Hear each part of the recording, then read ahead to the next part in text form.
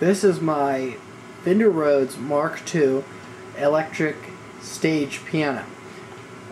This is an actual electric piano. Most people get electric pianos confused with digital pianos. Now, digital pianos use processors and other such things to kind of recall pre-recorded sounds or synthesize sounds to create their sound. This piano, however, uses actual makes mechanical sound on its own. Now, right now it's not really plugged in. You can even unplug it and it still makes sound. That's because it has all the workings of a real piano. It's got hammers, but instead of hitting strings, it hits metal rods called tines, and that's what makes that noise.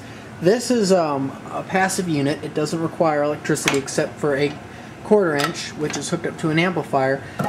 This is as much as electric as this electric guitar. This is a Fender Telecaster, and it makes sound even though it's not plugged in. It uses these things called pickups.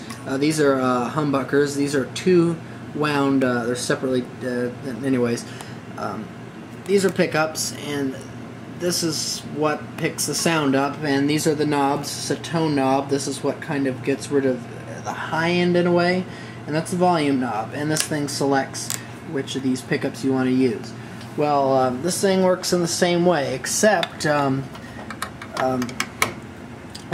instead of a tone knob, you have a bass boost and a volume knob. Each one of these keys, there are 73 keys, starting down here at the lowest note is E, and the highest note is E, making that 7 octaves of E. And this piano only, each key has its own tine and its own pickup. It also has a pedal. This thing also folds up into a briefcase, which weighs pretty heavy, but it is a nice sounding piano when plugged up properly. There's nothing very much more to say. I mean, there is a lot to say, but it's got handles and it folds up into a suitcase, and it's got a top. Makes a great table, but why don't we just take the top off and show you how this thing works.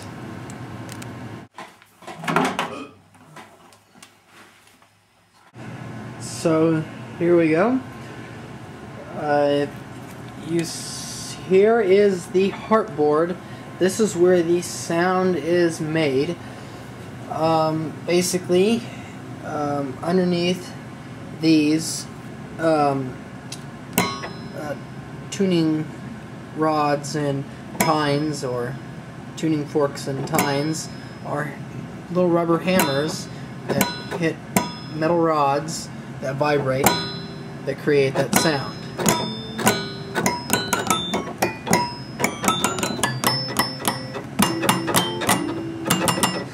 And there are 73 keys, starting at E, and basically, as you can see here at the end, I'm going to hit the key, and the hammer comes up, hits the rod vibrates, and that little white thing that's moving down is a damper. Basically what happens is when the damper closes, it makes it so the little tine can't vibrate anymore, and which means it won't make the sound. And that thing at the end right there is the pickup, and on top, this thing is called the I think it's called like the tuning fork or something. It helps the tines resonate. So it's kind of how it works. We can tape this harp board off. The harp board, I think, is made of 2 different woods. I'm not quite sure. They use wood though, because wood resonates better, I suppose, because that's what makes pianos resonate, is the wood. but as you see, it's not very loud acoustically, so you gotta hook it up and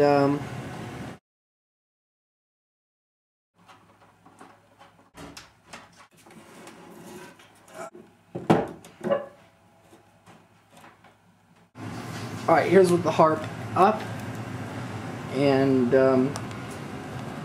here's how it works. Here are the hammers.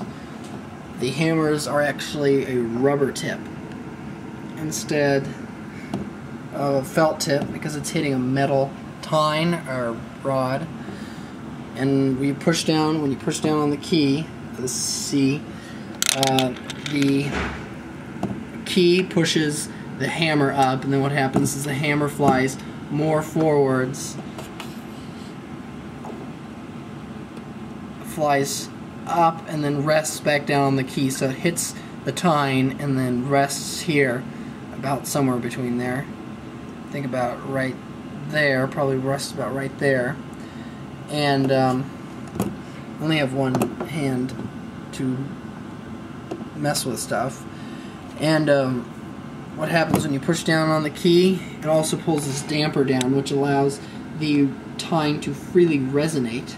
There's this RC cable over here, which is attached to the harp, which connects all 73 pickups. Runs over here to the tone shaping area, if you can see it. And then right here, these two are potentiometers, and basically there are three areas. There's an input and two outputs. When you turn the knob clockwise, I believe that this is a capacitor, and what happens is this capacitor adds bass to the signal, and if you turn it counterclockwise, it uses less of this capacitor, and it becomes less bass amplified, or bass, the signal becomes less enriched with bass. And then over here is just a potentiometer for sound, and it pretty much acts almost like a resistor. When you turn it clockwise, you get less volume, and as you turn it counterclockwise, you get less volume, and as you turn it clockwise, you get more volume. And then it all just leads over to this 1/4 inch jack right here,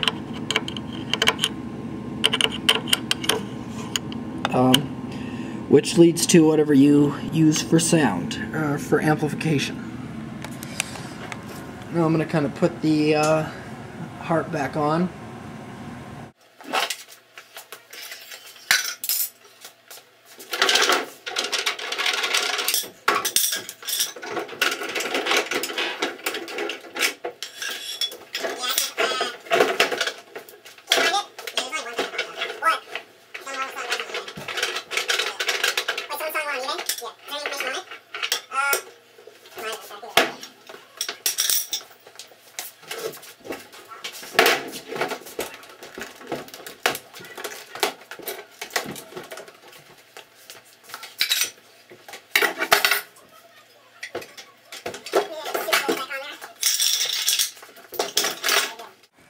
Alright, here's the top to it.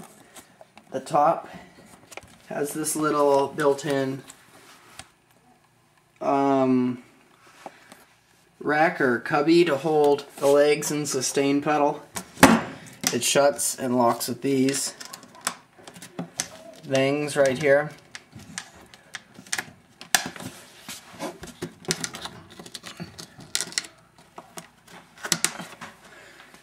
It's got latches, then it also has hinges that can attach to it. Here's the piano on the floor.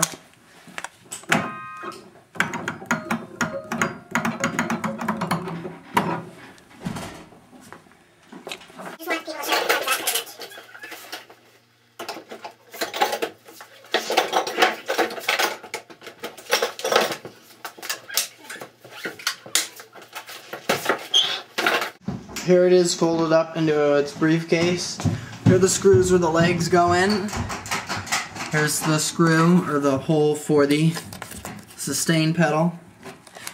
Folds up into a very large briefcase. There's two latches on both sides and handles everywhere.